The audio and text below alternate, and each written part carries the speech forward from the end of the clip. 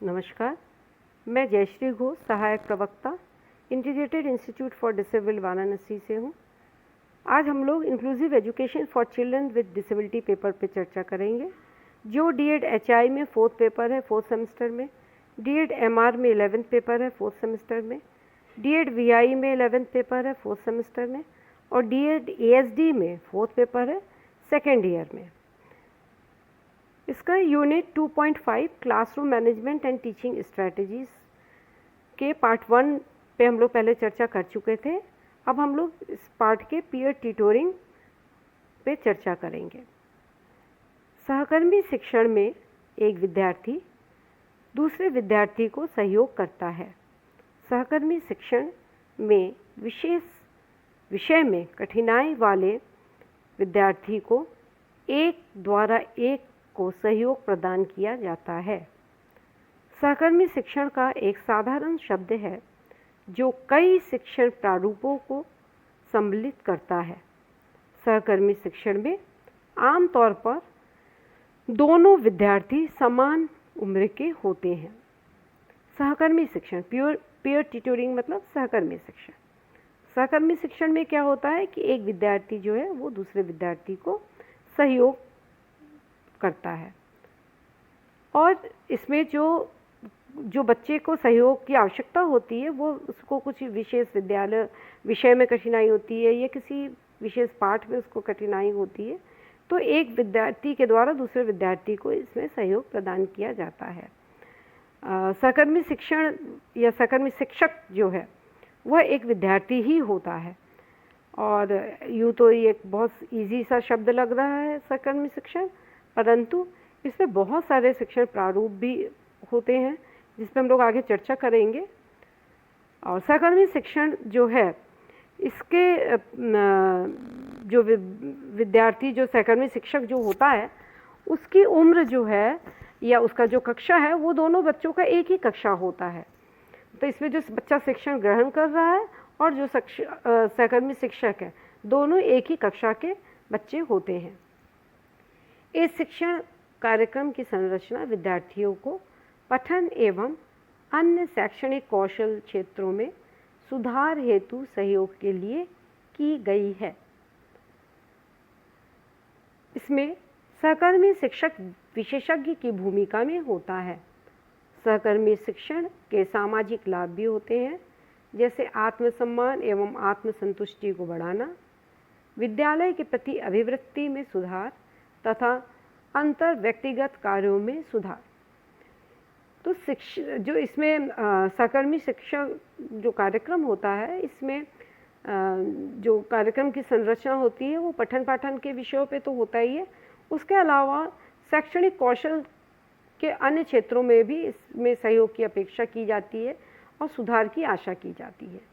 और इसमें जो सहकर्मी शिक्षक होता है उसको एक विशेषज्ञ के रूप में देखा जाता है और इसके सामाजिक कई लाभ भी होते हैं, जैसे कि इससे जो सहकर्मी शिक्षक होता है उसका आत्मसम्मान बढ़ता है और उसमें कॉन्फिडेंस आता है और जो बच्चा विद्यार्थी होता है वो भी संतुष्ट होता है पठन पाठन से।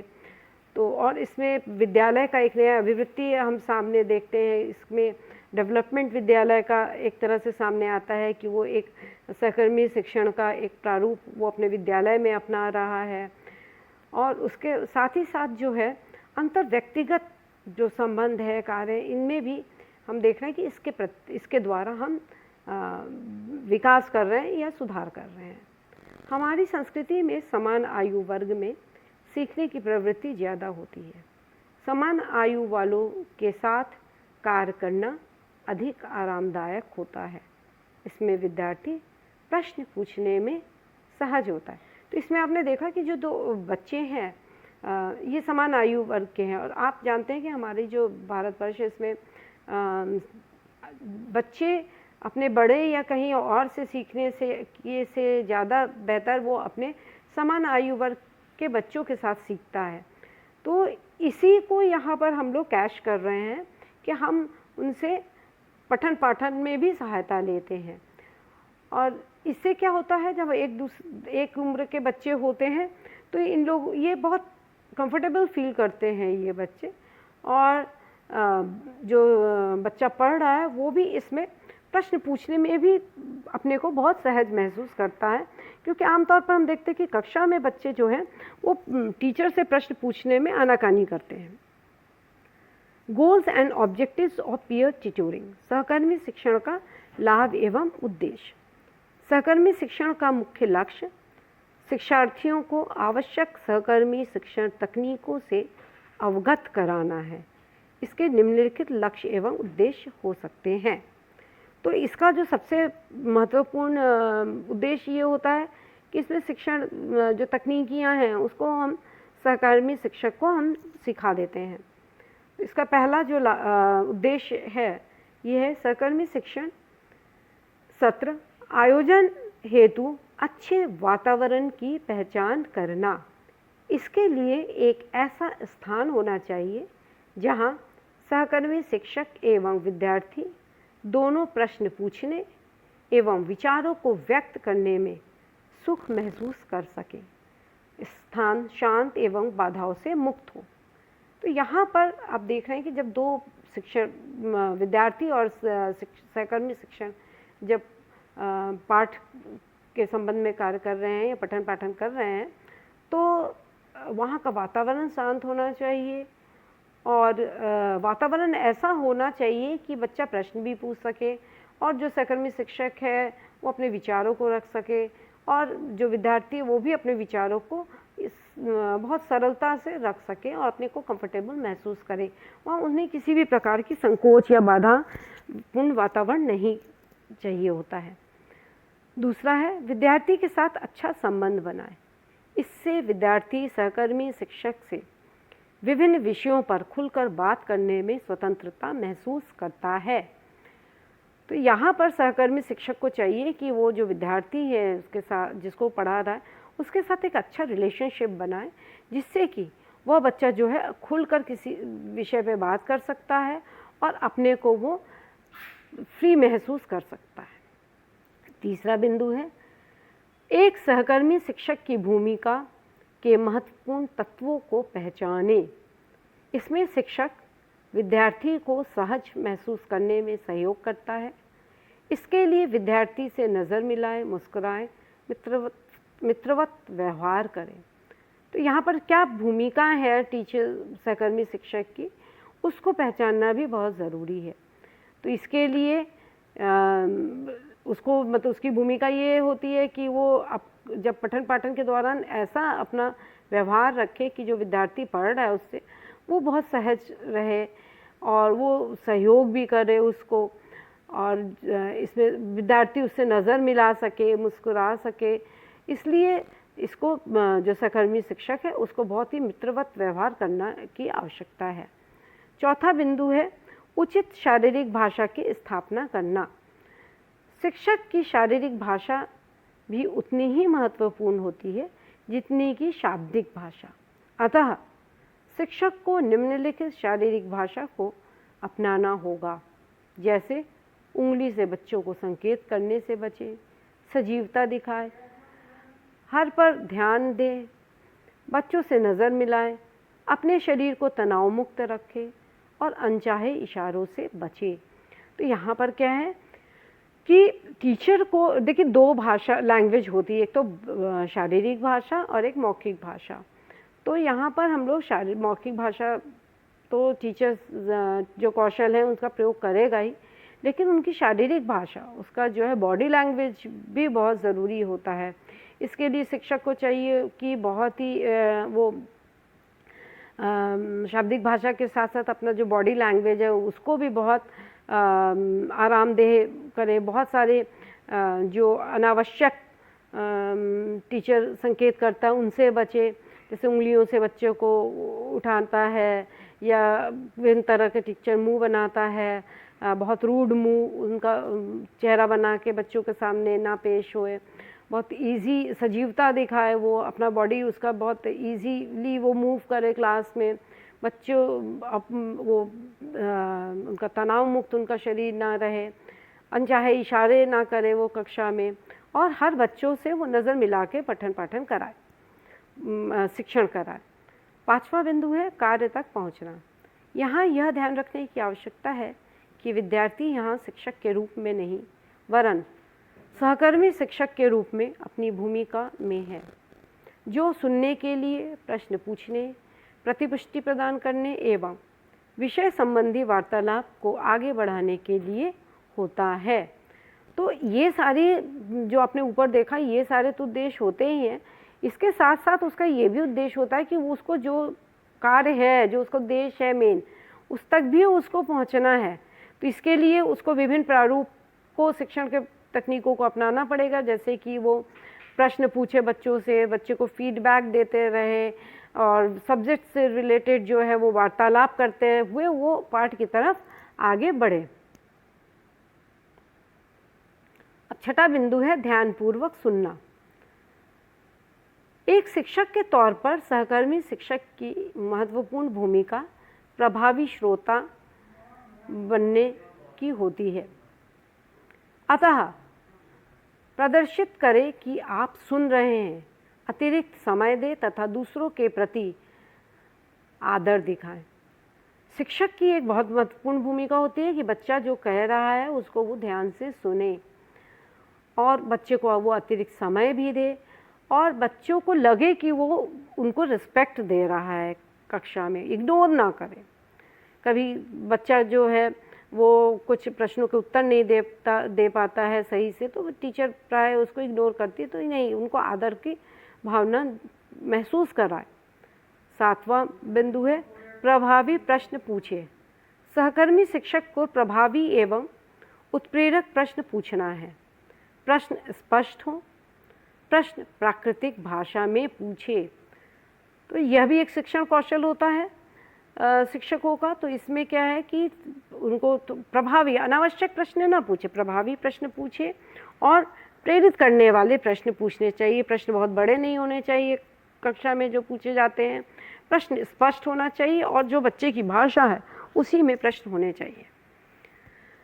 आठवां बिंदु है प्रभावी शिक्षक शाब्दिक प्रतिक्रिया एवं उपयोगी प्रतिपुष्टि देना। जब विद्यार्थी के साथ कार्य कर रहे हैं तो आपको प्रोत्साहन करने वाला संक्षिप्त एवं नियमित प्रतिपुष्टि करें। तर्क करने एवं विचारों का खंडन करने से बचें।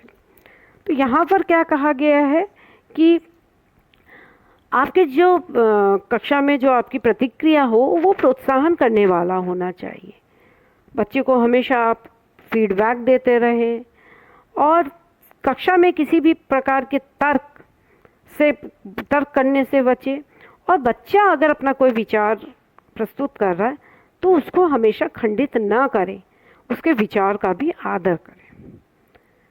तो सहकर्मी शिक्षण में इन तथ्यों पर अमल करने से हम पाएंगे कि सहकर्मी शिक्षण दूसरे विद्यार्थियों को शैक्षिक तौर पर आगे बढ़ने के लिए सहयोग प्रदान करता है।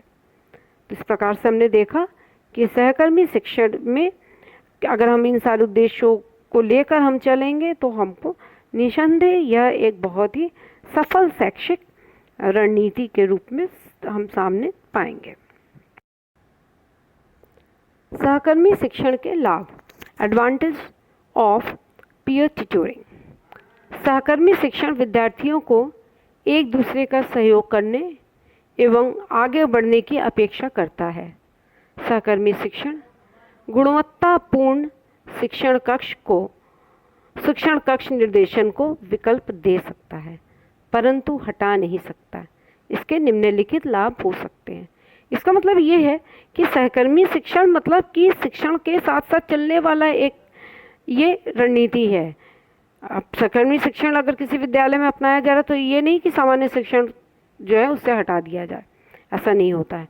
सहकर्मी शिक्षण जो है वो शिक्षण कक्ष सामान्य शिक्षण प्रणाली के साथ साथ ही यह चलता रहता है। इसके पहला लाभ है शैक्षणिक उपलब्धि। सहकर्मी शिक्षक अपने सहपाठी या छोटे विद्यार्थी को सामग्री पढ़ाते हुए स्वयं भी सीखता है।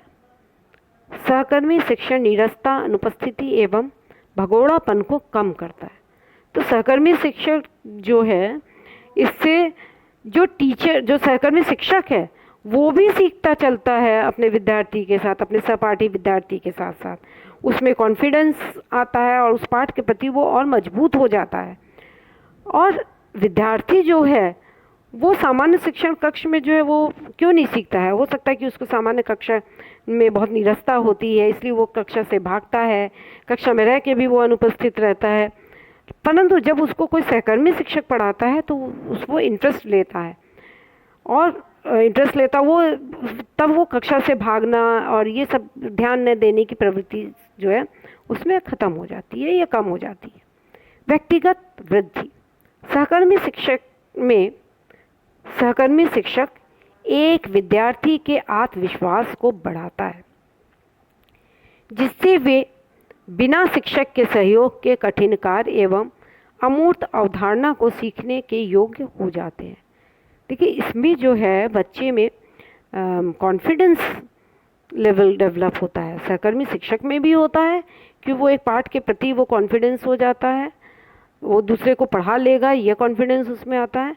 और विद्यार्थी का भी जो है एक रिकैप्चुएशन हो जाता है, और किसी भी जो अवधारणाएं हैं, अमूर्त अवधारणाएं विशेष तौर से है, या किसी कार्य को करने के लिए वो जब उसका सहकर्मी शिक्षक उसको पढ़ाता है तो उसमें सहयोग की भावना आती है। टीचर के साथ उसका रिस्पेक्ट अलग रहता है, सहकर्मी शिक्षक के साथ वो एक ज़्यादा मित्रवत होकर पढ़ता है, एक ज़्यादा सहयोगी होकर पढ़ाता है, तो उसमें जो है वो और अच्छे से उस पाठ को सीख सकता है। अब हम लोग आ रहे हैं डिसएडवांटेज ऑफ पीयर ट्यूटरिंग। सहकर्मी शिक्षण की हानि। जहाँ सहकर्मी शिक्षण के कई फायदे हैं तो वहीं हानियाँ भी हैं। तो पहला है मूल्य एवं समय प्रतिबद्धता। इसके क्रियान्वयन में समय एवं ऊर्जा ज़्यादा खर्च होता है तथा कर्मचारी पर भी खर्चा ज़्यादा होता है। दैनिक पाठ योजना के लिए शिक्षकों के पास कम समय होता है, ऐसे में यह प्रणाली संभव नहीं होता है। तो जैसा कि आप जान रहे हैं कि सहकर्मी शिक्षण जो है वो साधारण शिक्षण कक्ष के बाद ही एक के अलावा की जाने वाली एक रणनीति है। तो इसमें अलग से समय देने की आवश्यकता होती है। टीचर को भी इस मॉनिटरिंग करना है तो टीचर को भी और समय देने की आवश्यकता होती है। जबकि आप जानते हैं कि विद्यालयों में ऐसे ही छुट्टियां और इतने तमाम अतिरिक्त क्रियाकलाप वगैरह होते हैं, तो पाठ योजना के लिए ही शिक्षकों के पास बहुत कम समय बचता है। तो ऐसे में इसके लिए अलग से समय निकालना बहुत मुश्किल का काम होता है, और टीचर का इसमें अपना एनर्जी भी, एडिशनल एनर्जी की आवश्यकता होती है। और खर्च की बात इसलिए कही गई कि जब हम कोई सहकर्मी शिक्षक की नियुक्ति करते हैं तो हम उसको as a reward, as a token कुछ राशि देते हैं। तो यह खर्च सामान्य विद्यालय उठाने में, कोई भी विद्यालय उठाना उसके लिए एक अतिरिक्त बोझ हो जाता है। तो इन सब बिंदुओं को देखते हुए हमें लगता है कि यह बहुत सफल नहीं हो सकता है। रुकावट एवं अविश्वास की भावना। अभिभावक एवं विद्यार्थियों में सहकर्मी शिक्षण एवं उसकी आवश्यकता समझने में समस्या हो सकती है। जो विद्यार्थी सहकर्मी शिक्षक चुना जाता है वह जिम्मेदारी से अप्रसन्न भी हो सकता है। तो आपने देखा कि मतलब एक बच्चा दूसरे बच्चे को पढ़ाएगा, यह बात जो है ना तो विद्यार्थियों के पल्ले पड़ता है, ना ये अभिभावकों के। उन लोग इससे असंतुष्ट हो सकते हैं, उनको नहीं लगता है कि ऐसा होने से मेरा बच्चा सीख जाएगा, तो उसकी आवश्यकता उनको नहीं लगती है। और जो सहकर्मी शिक्षक चुना गया है उसको भी हो सकता है कि वो भी संतुष्ट ना हो, वो भी नहीं चाहता है कि हम किसी बच्चे को पढ़ाएं, हेल्प करें या समय दें, हमारी एनर्जी वेस्ट होगी। तो ऐसा उसके साथ भी हो सकता है, उसके अभिभावक भी नहीं चाह सकते। तो ये एक लोगों को समझाना, ये इस दृष्टि से यह एक बहुत ही कठिन कार्य हो जाएगा। तो बहुत सफलता इसमें नहीं मिल सकती है। शिक्षार्थी के अधिगम को बढ़ाने एवं समझ को विकसित करने के लिए सहकर्मी शिक्षण एक अच्छी रणनीति है, जिसमें शिक्षार्थी द्वारा उत्पन्न समस्या को ट्यूटर एवं सेवार्थी दोनों मिलकर समाधान करते हैं एवं दोनों ही लाभान्वित होते हैं। इससे नुकसान भले ही है, लेकिन अगर हम इस प्रक्रिया को विद्यालय में अपनाते हैं तो निसंदेह यह एक अच्छा अधिगम का तरीका है।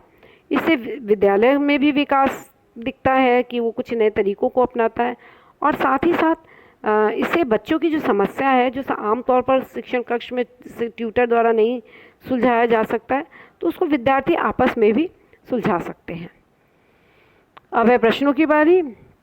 जैसा कि आपको पता है कि प्रश्नों के उत्तर आपको अपने जो व्हाट्सएप ग्रुप में है डालने हैं, और आपको अपना नाम लिख के आप किस पाठ्यक्रम के DED SSC HI DED SCMR DED VI DED ASD किस पाठ्यक्रम के हैं वो लिखना है, और आपको पाठ का नाम लिखकर प्रश्नों का उत्तर देना है। तो पहला प्रश्न है, सहकर्मी शिक्षण के लक्ष्य एवं उद्देश्य स्पष्ट करें। प्रश्न दूसरा, आप किस प्रकार से किसी कक्षा में सहकर्मी शिक्षण का क्रियान्वयन करेंगे। प्रश्न 3 जो है वो आपके इस यूनिट के इस 2.4 के दोनों दो पार्ट जो हैं उन दोनों को मिलाकर तुलनात्मक एक प्रश्न है। सहकर्मी शिक्षण किस प्रकार से सहकारी शिक्षण से अलग है।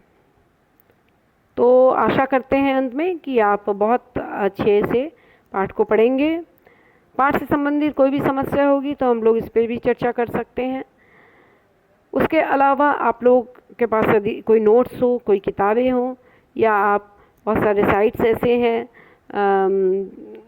इंटरनेट पे, आप उससे भी इस पाठ को पढ़ सकते हैं और अपनी जानकारी को बढ़ा सकते हैं, और प्रश्नों के उत्तर और बेहतर तरीके से आप दे सकते हैं। तो आशा करते हैं आप अपने प्रश्नों के उत्तर व्हाट्सएप ग्रुप में शीघ्र ही देंगे। धन्यवाद।